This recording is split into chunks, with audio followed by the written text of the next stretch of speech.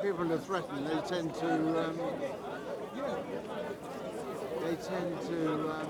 be pushed to the extremes Yeah, for protection. You know, it's like Hamas. It's like Gaza. You get me talking now. It's like Gaza. The people there. It's like Ireland. You know, during the troubles in Ireland, yes, people. absolutely. They were hardliners. They were people who were determined Yeah. and would risk their lives and kill other people. And there was the general population, which, generally speaking, were supportive of the hardliners because they were scared not to be. Yeah. You know, and I suspect that's the same in. I think with this case, when every day people are seeing like certain images and certain videos on social media, and then when they turn towards their politicians, and the politicians, it's like one of the representatives recently was hired by Donald Trump to be in his cabinet, and there was a tweet of somebody sending a beheaded child to him and saying, "How do you sleep after seeing this?" And he said, I sleep absolutely fine, no problem whatsoever." So when people see that we don't have any legitimate avenue to air our grievances, then I think you're absolutely right. That frustration can tend to push them to the edge and make them feel a certain way, as if they're not being heard. And because of that, they'll have to now raise their voice and do more visible acts for themselves to be heard. And I think that's what it is, and that's where the government, if it doesn't give everybody a viable outlet. Which government? Well, the government that's here. Oh, If we're talking about British people, and we're talking about the protests happening here, and the protesters don't feel heard, or they don't, like if Keir Starmer's being asked, "What do you think about Israel cutting off the electricity, water, food?" And he's saying, and his response is on LBC, "Oh, they have a right to defend themselves." People were rightly furious with that, saying that's unacceptable. That's pretty much ethnic cleansing rhetoric. And if that's what the leaders are, then people feel very helpless. I think that's what it is. And they become more frustrated and more angry. And seeing maimed children day in, day out will do that to you. And when you see on the other side constant reaffirmation of genocidal rhetoric and not it being taken back. For example, I'm sure you know all of this, what was said by the higher-ups in Israel. When you're hearing that constantly again and again and again and again, then that's exactly what happens. That's exactly what happens, unfortunately. Yeah. So, what was the last bit you said when you ran through? Yeah, I think the summary was that when people are hearing and seeing genocidal pictures and rhetoric, and the governments are brushing over it or being seen to justify it, why? Because they've got some vested interest in Israel and not in Palestine, then people become frustrated, they become more louder, more aggressive, because they want to be heard, because who doesn't want to be heard? Everyone wants to be heard, and that seemingly is supposed to be the bedrock of democracy. Everybody feels heard. Everybody votes. Everybody gives their view. Free speech is supposed to come out of democracy, that everyone gets heard, regardless of their views. But when both of those start getting quashed, start getting suppressed, when we know about foreign interferences like what we've seen with the APAC guy, like every Republican member has an APAC guy. When people hear this, they become very frustrated and annoyed. Like American and Brits are struggling in their daily kind of life, and then we found out, oh, the millions have been transferred back to Israel. You know, not back, but millions of dollars of aid, on a regular basis, given to Israel. You're like, why? Well, it's because we know the reason for that. Yeah, obviously, yeah. So point going into it. And when people know that reason, the frustration becomes compounded. Then it's like you're complicit with the genociders. Why is it any time, whenever there's a vote in the UN Council for any progress, US is the only one vetoing it? So that compounds. Why is it that people are getting knocks on the door because they've got a Palestinian flag outside because someone feels threatened because of a flag? That compounds the problem. Why is it that somebody that's just posted a flag on their social media and they've been fired from their job compounds the problem? And that's why I think it's become polarizing, and certain people might think, you know what, it is becoming a bit difficult. What do you think about that? I think that Israel is a threatened entity. Whether it's a legitimate country or not is another debate. The British were involved back in 1908 or whenever it was, and after the war, Israel was created, whether legitimately, I mean at the time legitimately, but and they're threatened. They're threatened. They're threatened by neighbours, and if people are threatened, they will respond, and they're capable of response because they get such aid from America, so many dollars and so many weapons, and they're almost invulnerable. They're so powerful, and I don't know the answer to the problem. I recognise that the land, there's a good claim to the land they occupy being Palestinian land or Arabic land, but nevertheless, you know, we have to deal with the reality. How do we? Is it feasible to say, as has often been said, everybody should and could and can, if there's a will, live in peace and live in harmony? And there have been times when we got close, you know. Yeah, I would definitely say there was definitely a time in Palestine where you did have a convivencia of Christians, Jews, and Muslims. They did live in peace. It's been shown to work.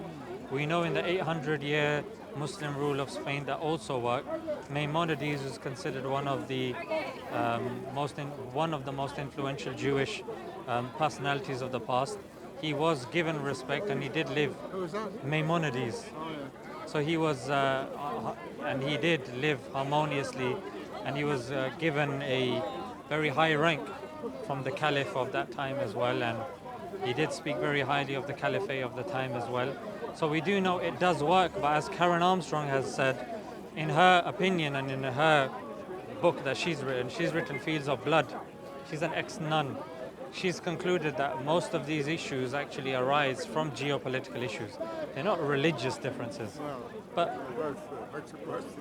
well, I mean, that was what she said. But here's an interesting point that I wanted to say. I mean, I tend to agree with your sentiment with regards to what's going on now, because when post October the 7th, Netanyahu, when he came in front of the cameras, he said Amalek.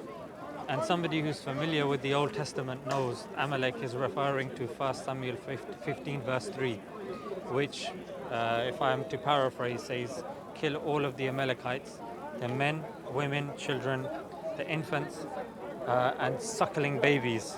Kill even the donkeys, the cows, and the likes. In other words, leave nothing. And when he came in front of the cameras, he said Amalek. B'Tselem, who's a human rights organization in Israel, says anyone who's gone through the education system in Israel knows when Amalek is proclaimed or mentioned, they mean kill everyone. There's no difference of opinion amongst Israelis what Amalek means. You'll have some Christian that might be able to give an exegesis of that verse here in London, Hyde Park, Marble Arch. However, in Israel, there's a national understanding of what that word means. So, as somebody that's Jewish, that I mean, you can tell me your connection with the Torah and the Old Testament. Is that something? How does that settle with you? 1 Samuel 15:3. Well, I mean, the trouble is, I don't subscribe to the Quran or the Bible or any of the Jewish books either. I don't. So what was written by human beings, apparently from God, years ago, I dismiss. I just don't, it doesn't touch me. So if people say Amalek and people know it's from a holy book in some people's eyes, I just think to myself, you've got to rise above that. And there are plenty of people who do rise above it. So, it would probably frighten me if I was not Jewish and living in Israel, and I believed in all the scriptures, but I don't. And my kids are Jewish, and they're proud to be Jewish, and my grandchildren are proud to be Jewish, but they're not driven by the Old Testament or any other book, the Quran or any book. My eldest and smartest granddaughter is at Cambridge, and when I asked her yesterday about her education, I couldn't follow what she was saying. I mean, I really couldn't. It was so intellectual and improbable that I was lost from the beginning. I just thought to myself, and I did say to her, I mean, she's a first-year student at St Catherine's College. How does this affect your well-being and your life and your future and your prospects? And she couldn't really answer that. But then my daughter chipped in and said, that's not what Cambridge is setting to do. They're setting to get people to think in a way that I've never been educated sufficiently to think, and you certainly haven't, pointing at me or Dad. And it's true, of course. So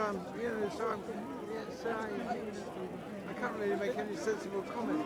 I understand that. I think you have answered it by saying you don't deem it to be a word of God. You don't follow it. So I'm assuming you said yourself you converted to Judaism because of your wife. So it's more of a label than it is a moral compass or a way of life. And with the kids, they possibly ethnically Jewish. And I mean that. Yeah, I think you have answered. But they're not. There are lots of Jews like that. They keep the. They don't even keep the Sabbath, but they keep the holy days, and they eat matzahs on certain days, and they do. But that's it. It's kind of a show. It's not. When it comes down to it, they never really believe in. But here's the. They don't believe that all the non-Jews should be killed, and the cows and the donkeys and the children, and they just don't believe that. They just don't. The thing that to get to kind of to get to the last 3 years, two and a bit years, I just understand what you say about being heard. Not necessarily so much in this country, but if you live in Gaza or you live on the West Bank, I understand. I understand what you say, and how they. I don't really understand how they may feel. Of course, I don't. How could I if I didn't live there? But I kind of hope to try and empathise with them in my way. But then I think to myself, Hamas say in public and on the radio, and I don't need people to tell me in terms of. Second-hand news and second-hand speech.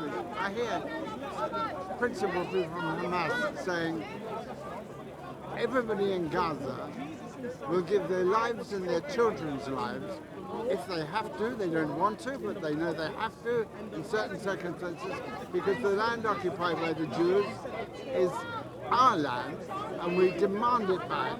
And if we have to, we will kill all the Jews and their children, just what you are saying.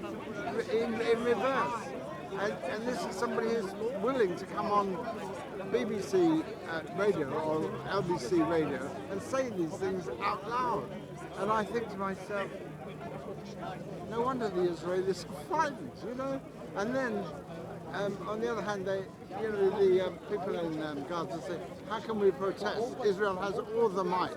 They're mighty and they're ferocious. And they're vicious if they have to be. Under certain circumstances, they're vicious. And then they're like a lion. They're like an untamed wild lion. And then they go and poke the lion with a stick by sending people on motorcycles to kill Jews at a music concert.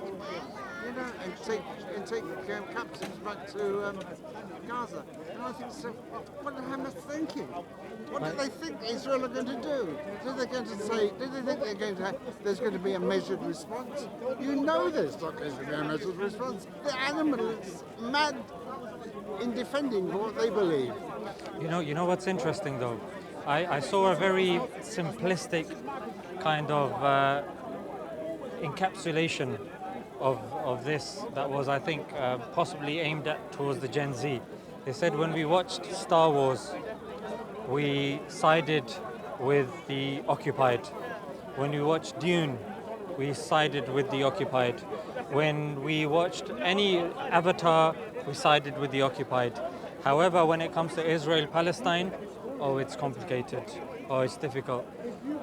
When we've seen Israel constantly encroaching, taking over, blockading, not allowing, they say themselves, we're shutting off water, food, electricity. Why should a occupying force be allowed and given the power to do that? But they weren't cutting off food and electricity. It actually happened 2 weeks ago. But they weren't doing it before the attack on the Jews at the music concert. They weren't doing that. To a large extent, people were living in relative harmony, certainly relative to today. I'll give you an example. With buildings ruined and no water and no. I mean, people were managing a reasonable life. It may not be the life they aspired to, but nevertheless, it was a life that was tolerable and people were living. And lots of people from Gaza were going to work in Israel. And there are people I was sitting in a cafe in Eden, where I live, Palestinian cafe. And I was sitting next to the proprietor. He came out drinking a cup of coffee. He turned out to be the proprietor. And I said to him, "Oh, is this really a Palestinian cafe?" He said, "Yes, it is. W5 in Elam. You can look it up if you need to." And so I said, "Oh, whereabouts in the Middle East did you come from?" So he said, "Oh, from Israel." He said, "I have an Israeli passport." He said, "I'm free to do as I like." He said, "I'm here now in the UK." I said, "How did you get?" He said, "Well, for years," he said, "I was working for the Israelis." He said, "I was living in the West Bank and I was going to Jerusalem to work and so on."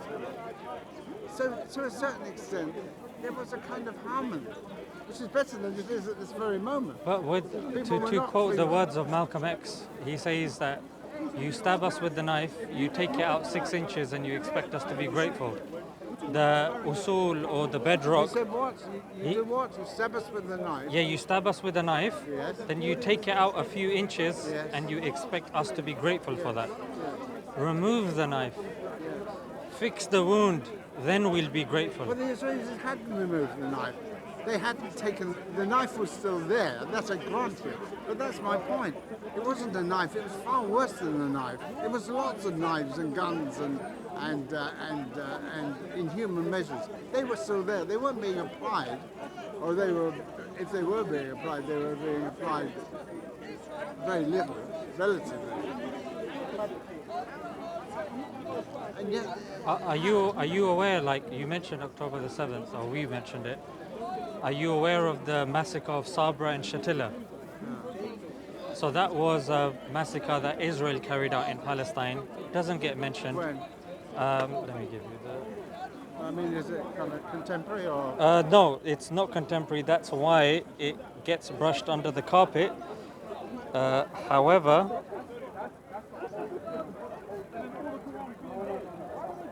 so that was in 1982, and that was when the men were out for war, and 3,500 people were killed, and those were only women and children, and that was in a space of 5 hours. So those are 3 October the 7th that took place in one go. Doesn't get mentioned, doesn't get brought up.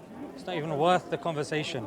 In fact, even when it comes to peaceful protesting, that's what I'm saying, that even when they've been seen to be peacefully protesting, there was a report. This was the UN released the report in 2019, and It was to do with the 2018 protests. So why are you telling me this? Sorry? So why are you telling me this? I'm telling you this because Is when this you're... to justify October the 7th or whatever it is? I- 2022? No, what I'm saying is that it's more so a counter question to you. That does it justify all of these things? Does it justify what Israel is doing? I have never said that. All I've said is that in terms of Israel's behaviour, I'm not necessarily supportive, but I understand it, and it's predictable. It was predictable. But when surely- Hamas went and killed all those people on October whatever it was at the music festival, the response was going to be ferocious. Everybody knew that.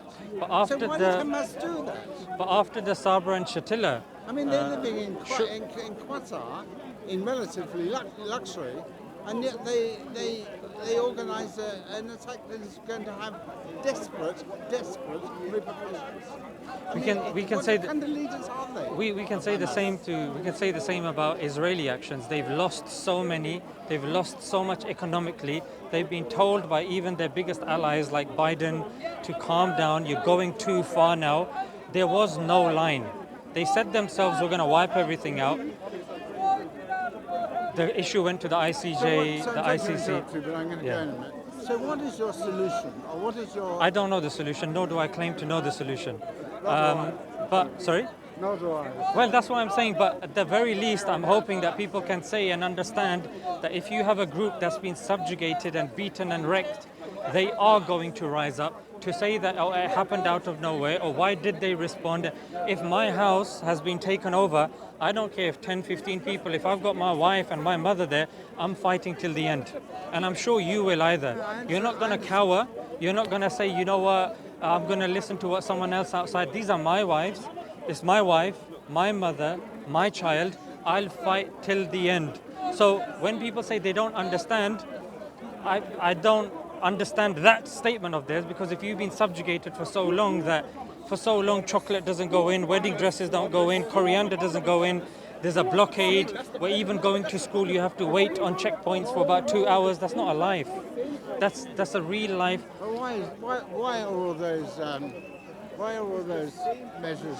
Because they introduced? believe, and why have they been introduced? because if you look at any interview of the higher up, They've they been say introduced because it's a promised land that's been promised to us by God. That's what it boils down to the Bible or the Quran or the. We don't ever bring up the Quran. The Quran never gets brought up. The Quran around here. They've given 3 books away and tell you which one. Yeah, the Quran may be brought up when it comes to talking about God's existence and non-existence. However, when it comes to promised land, the Palestinians don't make the argument. The argument is only made by the Jews saying this is our promised land. It's said in the Torah, and somehow everybody's supposed to be okay with it. The Palestinians are simply saying, that's fine, that's in your book, but we're here. What do we do now? 2-state solution, you said solution. I'm saying Zippy Hatovi is on LBC saying there is no 2-state solution. There's mixed messages going out. Oh, but the Palestinians, they need to be peacefully protesting. 2018 they did. The UN report says that, and it quotes, that the Israeli army intentionally targeted medics, intentionally targeted journalists, intentionally targeted disabled people, and intentionally targeted children. This, my friend, is what they're dealing with. They're not dealing with people that are thinking logically and rationally. They've taken a scripture that they believe, like, to put in George Galloway's words, God is not a realtor. Please don't quote. I'll just give the quotation then, because the quotation is good. God is not a realtor. He's not going to tell you, oh, this is your land or that's your land. How can you even say that when people are living on that land? You have to do it according to the law of God. Doesn't God then say don't kill innocent? But that's why I'm saying that there are so many inconsistencies that even when you look at like you mentioned, oh, Hamas has said this, Hamas has said that. I'm not defending Hamas, nor can I be seen to defend Hamas, because it's against the law in this country. So saying it, We need to be a member. well, whatever the case may be, certain people have had knocks on the door saying you said this and it was construed as this. It's against the extremist. it's extremist rhetoric or whatever the case may be. But just like there are certain Hamas members that may have said some negative things, many Hamas members and their clerics have said, we have no issues with the Jews. We only have issues with the people that are coming and killing us, and we only have an issue with them. We don't have an issue with you. Their charter, the old charter gets mentioned, but they don't mention the new charter in which they distinguish between Zionists and Jews. The reason I'm telling you this is because sometimes for certain Jews, it's good to hear this side of the argument because they only know about the old charter that gets brought up a lot. And when we say, oh, but Daniel Hagari said when they were attacking Palestine and he was the spokesman for the army, he said our goal is destruction, not accuracy. Netanyahu said Amalek. Then you had the president, Herzog, saying all of Palestine, all is responsible, all of it. So when we give those quotes, they say, oh, but they are certain individuals. But most of the population doesn't think like that. I say, with all due respect, can that be extended to the other side as well? Because you tend to quote one or two Hamas opinions and members, ignoring their latest charter, ignoring what their clerics are saying, ignoring what majority of the Gazans and the views that they hold. There you don't want to say that you want to pinpoint certain Hamas individuals. When we do the same when it comes to Israeli officials, then, oh, no, don't do that. I don't know what Herzog said. But I can show you the clip where he's saying that. No, I don't agree with him then. Well, then I don't agree with this. Don't use this as an argument for you to justify killing of babies. My friend, it's beyond me how there are people that are justifying. They say there are rabbis that come on TV and say their babies. I've never seen them. I'll give you the clips. It's his name. I saved it on my Twitter. He's quite popular. He says the reason why we aim for their babies. I'm very skeptical about people who appear on television. And I'll say I'm very. I mean, I remember one lesson I learned was that the first Iraq War, when Saddam invaded Kuwait. Was it like this? Yeah. And a young lady, relatively attractive young lady, apparently Muslim, just like a Muslim would be, and she said, her face was showing, and she said, I saw people from Iraq come into the hospital and bayonet babies. And after it, she said it wasn't true. I was told to say that. And it's like the 40 beheaded babies lie. I thought to myself, wow, she was so believable. She had me, what? She's saying it, she was there. She was a nurse or whatever she was. Yeah. She was totally convincing. So I'm very skeptical. Yeah, I agree with you. The 40 beheaded babies was picked up by I-24, and then it was then taken up by the president. He then retracted because there was no evidence. It was retracted by even the news station, the anchor herself. However, you know the saying, the lies made its way around the globe before the truth's even put on its boots. So that was the exact same case here. People sometimes still bring up that 40 beheaded babies nonsense. So what's your purpose today? You now engage me in a conversation which is being recorded and filmed. Yeah. So why are you here? So initially with certain people that want to engage, I want to find out their views, and sometimes, often when it comes to Islam, there are certain misconceptions. So my view is that when they come and we engage in a conversation, they leave with more edified with regards to certain misconceptions that they may have pertaining Islam. Because obviously it's my faith, I study it. They may have a misconception with regards to how the Quran was compiled. Do you think you've achieved your objective today? The thing is, I'm also respectful of your time.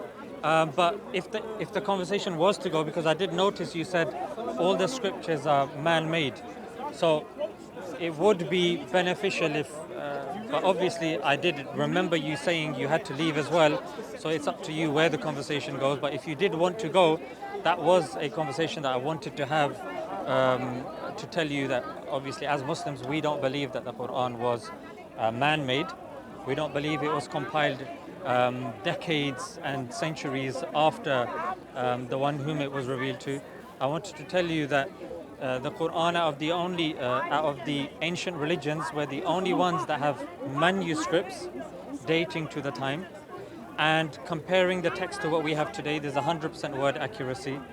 I wanted to tell you also that even if you carbon date that manuscript, through carbon dating, it's dated to the time of the Prophet I'm even Muhammad. going to argue that. If you believe that and it comforts you in any way, then I say that's fine. And I say the same about Jewish scripture and Christian scripture and all the other so-called. But that's what I wanted to say, yeah. It doesn't apply to the It's scriptures. a model for leading a life and bringing up your children. Perfectly okay. Until it starts to encroach on other people's beliefs and way of life, and then that leads to friction, which leads to war. Absolutely. And then on top of that, as you rightly say, there are geopolitical manoeuvres, which I don't know what drives that. I really don't. That's very difficult to It's say. land, isn't it? We want land.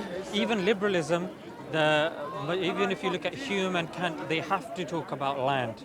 The distribution of land, how the land is linked with the state, and what's the relationship between the state and the land. Land has always played an important part since time immemorial. Look how America was they say discovered, but how can you discover a land in which people are already living?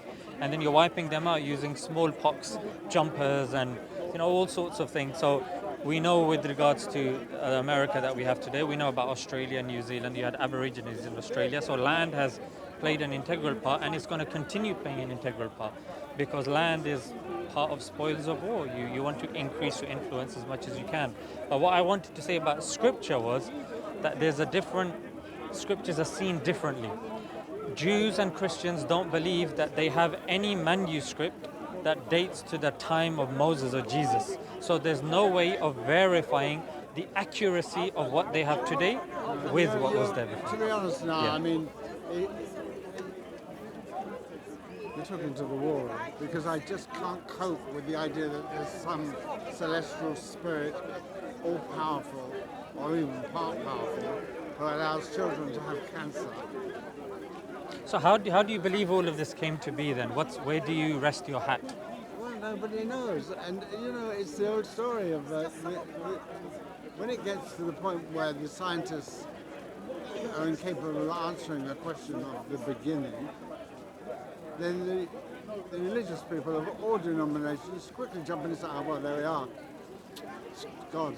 And then when they can answer that particular issue, they move back one and say, "Oh, yeah, well, there we are, that was God."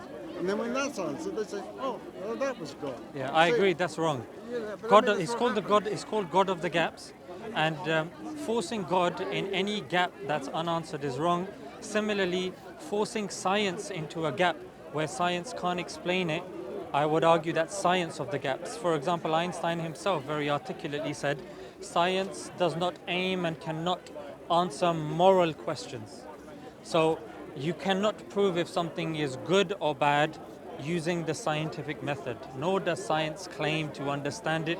However, when people say no, like you've got people like Professor Atkins and Dawkins and these guys claim that no, science can answer that realm, then I would argue the same, that that's science of the gaps. Why is science being forced into a realm that it cannot answer? For example, what came before the Big Bang? Science doesn't know. Therefore, they've now posited a model called the multiverse, which is baseless, has no evidence, not peer-reviewed, and they've just put that there just in case. We're working towards it. String theory, no evidence. We're working towards it. M theory Isn't of, that fair enough, then? Isn't that fair enough? but isn't. But What then, would you expect them to say? but then I'd But they say. do answer questions that affect people for generations, historically. These have been answered. I don't think if you The cannot. gaps have been closed. Not all the gaps. There are more gaps. There will always But be if more you gaps. can't answer how this universe came into being, But why extrapolating. should I be able to answer that? No, Why but should anybody be able but to the answer that? scientist is answering. That's the difference between Why what you're should you saying. just say because I can't answer, or the cleverest people in the land can't give you convincing arguments because there are gaps. Therefore, you're doing the same as you just said. That's not right, but you're doing it. No, what I'm saying is that Therefore, there are gaps. what I'm saying that you're accusing religious folk of forcing God where science can't I'm answer. not forcing God to anything. I'm not saying you, I'm talking about religious No, folk. but I'm That's what already you said. saying, and generally speaking, people, I think most people, a lot of people agree with me, I hope, is that religions of all sorts as a model for life and bringing up children and enhancing civilization are good. They're welcome. They're for the good. Even if it's nonsense, they're for the good. Is it for the good though?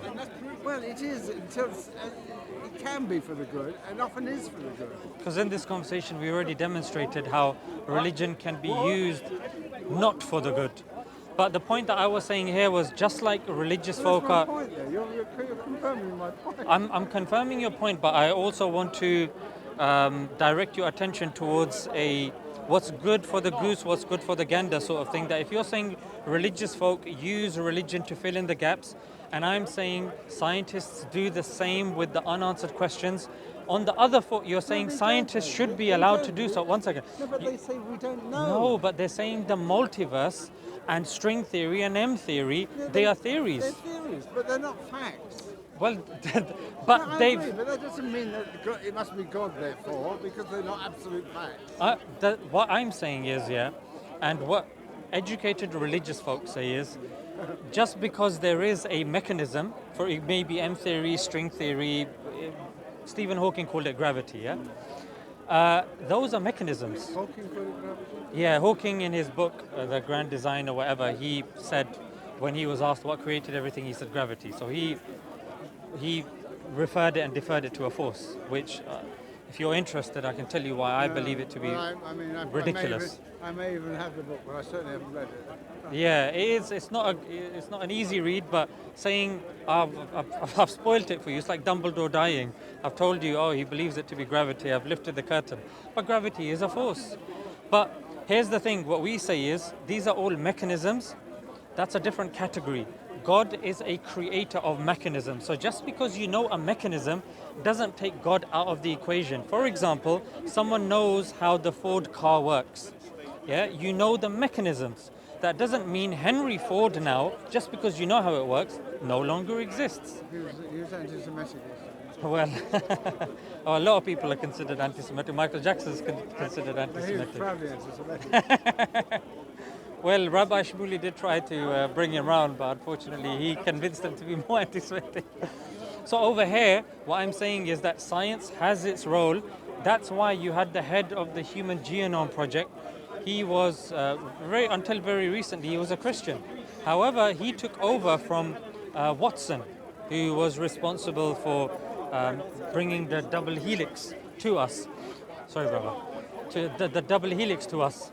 So why? But he was an atheist.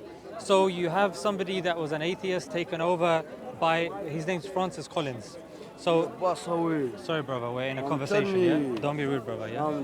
Sorry, brother. So because you have a so there's no real issue between science and religion.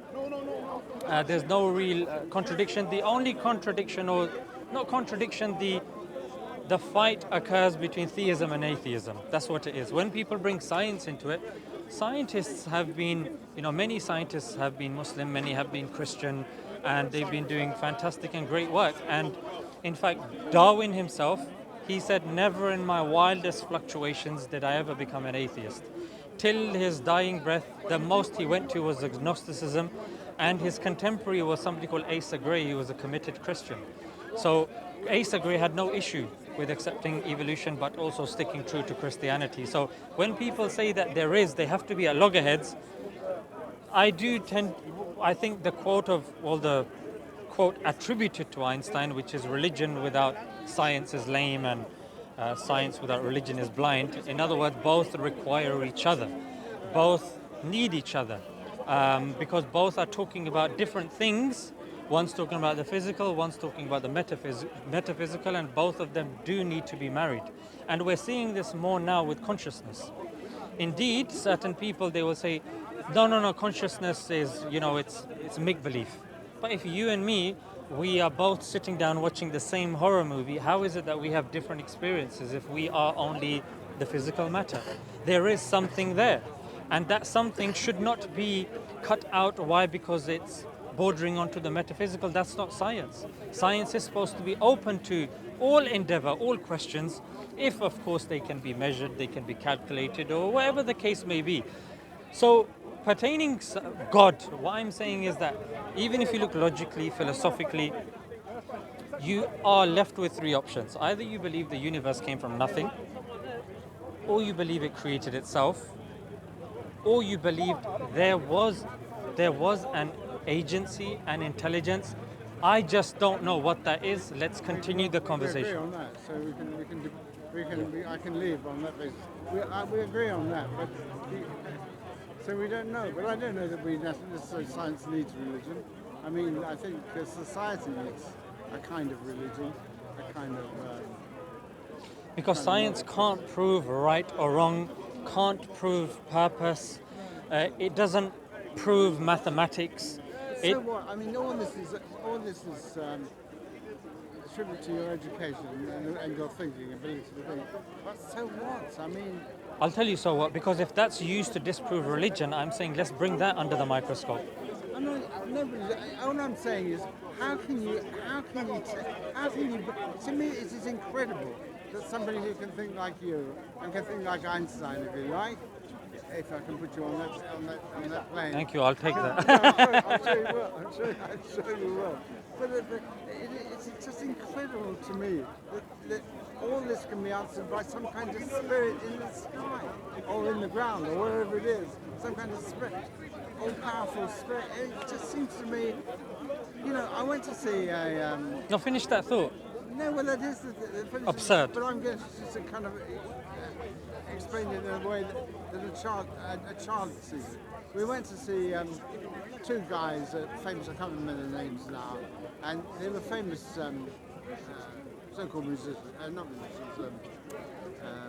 Actors, comedians, No, sports, where they make people disappear. What do they call it? magicians. Yeah. And on this particular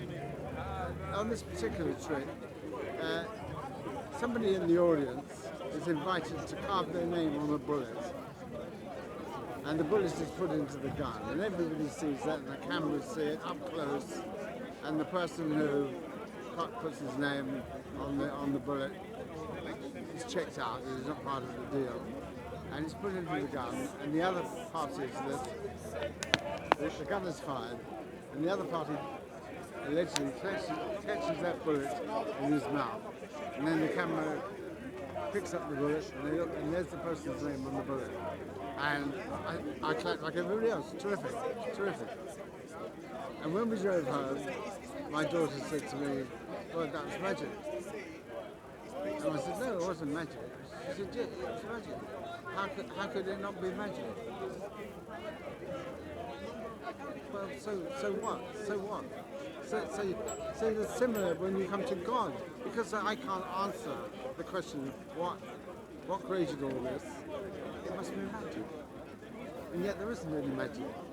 I would disagree. Nah, I wouldn't. I'll tell you why. Because there's something called Leibniz, who's a famous philosopher. He coined the phrase, even though it's Aristotelian. It's called the principle of sufficient reason. Yeah. And if we look at the principle of sufficient reason and we look at everything that's around us, everything that has knowledge has a creator.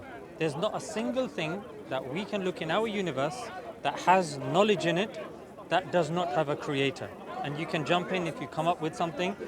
No, And because you can't if you take Darwin, for example, and everything that's followed Darwin, and the way man has evolved, and from some kind of creature in the ocean has crawled out of the ocean, we've got that far, and there's no serious descent to that belief, because there's plenty of scientific evidence about species and how they evolve separately if they're in remote islands, all that kind of thing. not necessarily, no. It's very, very convincing. To me, and to half the world, at least half, it's very convincing. So, but You're yeah. because you can say to me, "Oh, well, what about this thing? You talked about this something in the sea that crawled out. Well, who created that? Well, I don't know. So let's compare let's compare the two things. Somebody Yeah. will know. So you're saying when you see something, so when you see the stuff around you, What I'm saying is that if you see everything around you has a purpose, according to the principle of sufficient reason, according According to to us, the principle of sufficient reason. That's the technical term, but in simple terminology, it means that anything in which there's knowledge comes from a creator. Every cause but it doesn't. has an effect. That's a falsehood. It doesn't come from creation. What? Give me an God doesn't exception. create that bird up there. He didn't create I didn't that. say God. Or that tree. I'm saying every cause has an effect. Yes, okay, but they're not all known. So The every origins cause, are not known. but every cause has an But you're effect, trying right? to get back to the gap problem. So here's the If thing. the origin isn't known, it's a gap in your mind. Okay, fine. Therefore, I'll fill that. Let's stick with this then, yeah? Let's stick with this. And I like this. I want you to do this because it's good practice for me as well. So if everything that we see around us follows the principle of cause and effect, cause and effect, cause and effect, everything has a reason, has a justification or whatnot. Human beings, we don't have a reason, we don't have a justification, we don't know what our cause is. Perfect, brilliant question. Now if someone thrusts in God with no evidence, yes, God of the gaps, that's not right, that's not good. Let's bring in reasoning.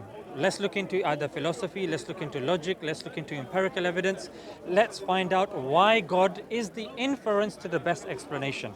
That's what science does. Whenever it comes up with a theory, it says, okay, let's see.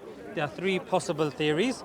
Let's see. We don't know what is fact. Let's come to the inference to the best explanation. It's called abduction, yeah? Let's see. But what I'm saying is let's do the same over here.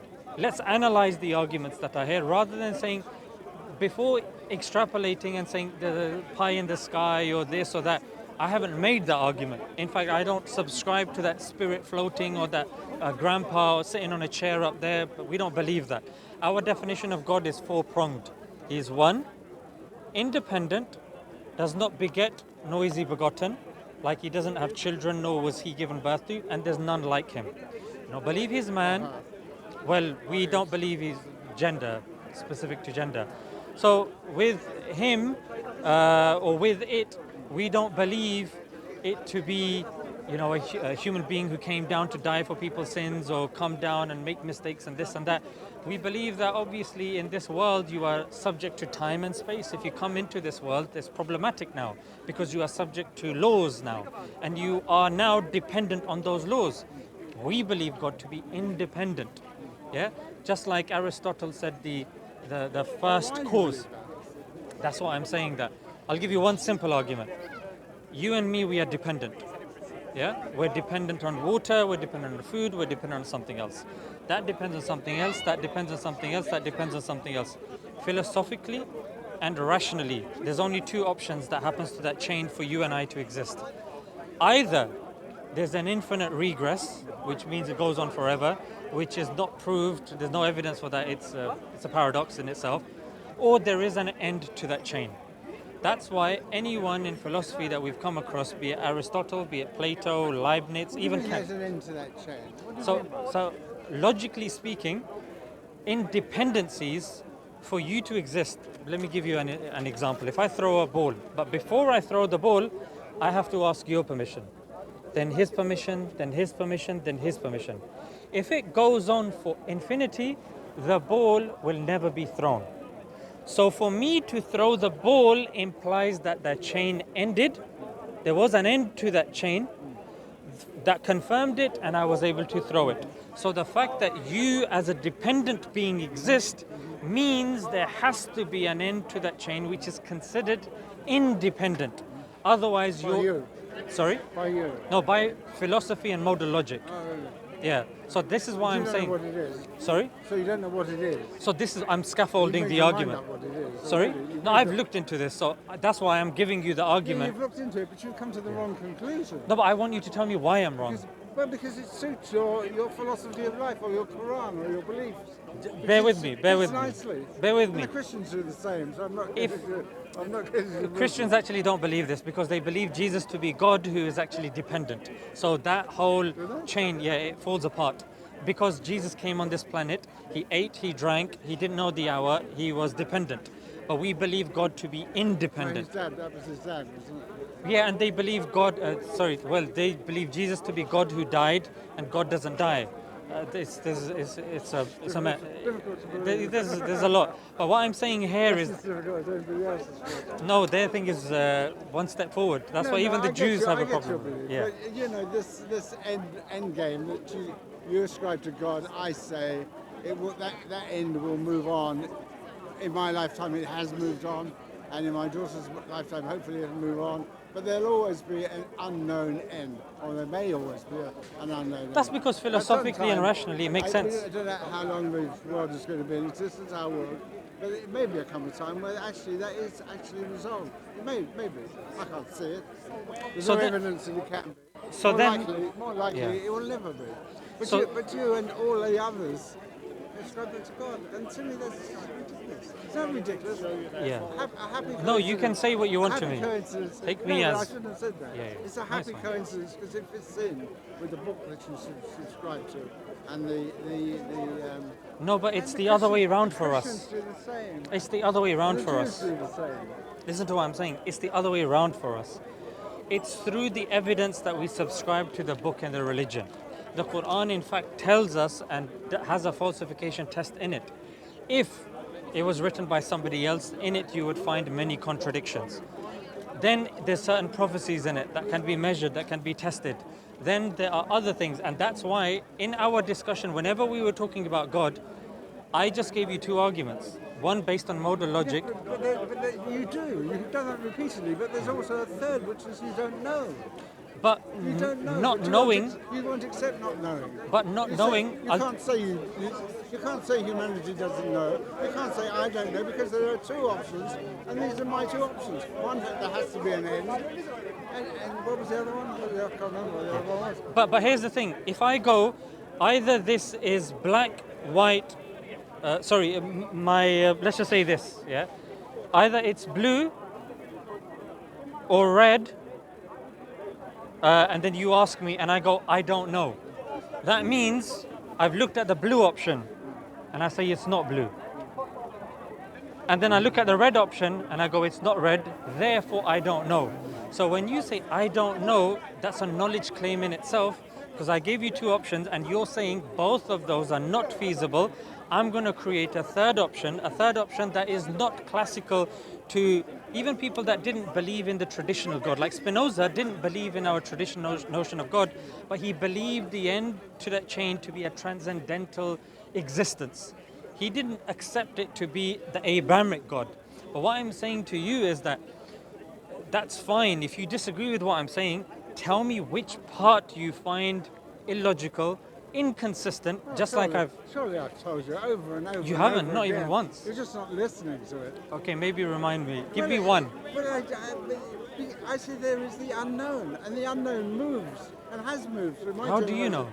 Well, it has because we see the evidence. But isn't that a subjective experience of yours? How can you apply that to millions that have come and gone based upon your short time span? I mean, you're young. Well, I mean, I what is it, just 30 say- years, 35 years, 40 years? Very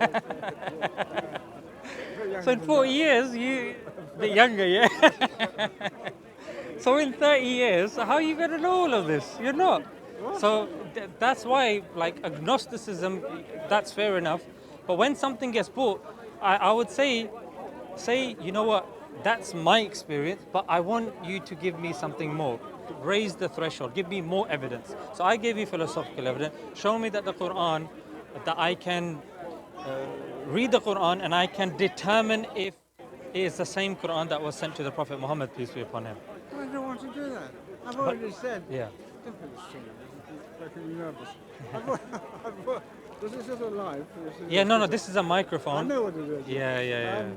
Um, It looks. Oh, did you say it looks alive? yeah. Oh, okay, yeah. This, ironically, is called a dead cat. How is it? That's the name of this fluffy thing. Yeah. I've forgotten my train of thought now. But you know, I'm happy for you. I'm happy for everybody that has a belief. And sometimes, fleetingly, I think to myself, how nice it would be if I thought the same. But I don't. I just don't. But here's I the. went to a yeah. Catholic school. I was brought up as a Catholic. I married a Jewish girl, and I learned the prayers. And You don't believe in God. I don't believe in it. I just don't. I just So you just did it to secure the bag. That's my guy right there. I know how men think, and She's a beautiful girl, yeah. it's worth it, And huh? not only that, to please her mum. She's got to keep her mum on You the gotta side do what as you well. gotta do sometimes. You know what I mean? I get that. I get But that. my point is, Live and let live. That's your philosophy. yes, exactly.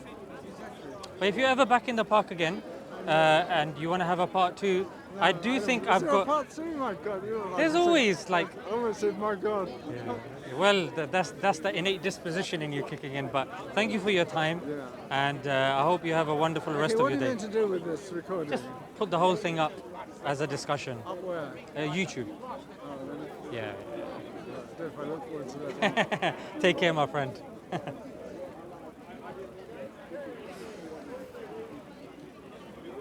Where's the? Oh, hijab, sir. Yeah. How long have you been here? Assalamu alaikum. How are you? Alhamdulillah. How are you? Okay. No. No? No. Ah, When did I see you? it was like 2 years ago, bro. Yeah, that's probably why you didn't keep it alive, I unfortunately. did. I sent you DMs, I sent you Facebook messages. Did I respond? Yeah, no. It's alright.